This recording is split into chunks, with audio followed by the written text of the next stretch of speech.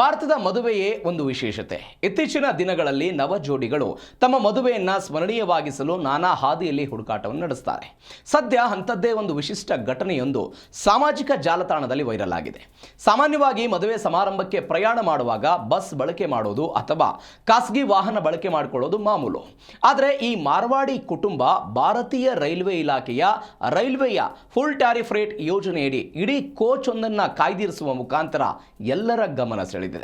ವಿಡಿಯೋದಲ್ಲಿ ವಧುವರರ ಕುಟುಂಬ ರೈಲ್ವೆ ನಿಲ್ದಾಣದಲ್ಲಿ ಸೇರಿದೆ. ಮೊದಲು ಕೇಕ್ ಕತ್ತರಿಸಿ ನಂತರ ರೈಲನ್ನ ತಳಿರು ತೋರಣ ಹಾಗೂ ಹೂವಿನಿಂದ ಸಿಂಗಾರ ಮಾಡಿದೆ.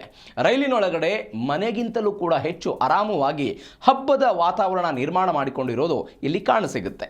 ಇದರಲ್ಲೇ ನೀರಿನ ಬಾಟ್ಲಿಗಳು, ಬಾಳೆ ಎಲೆ, ಹೊಸ ಪಂಚೆ, ಸೀರೆಗಳನ್ನು ಕ್ಯಾರಿ ಮಾಡಿರೋದು, ಸಾಲು ಸಾಲು ಹೆಂಗಳೆಯರು, ಮಕ್ಕಳು, ಪುರುಷರು ಕುಳಿತಿರೋದು ಕಾಣಸಿಗುತ್ತದೆ.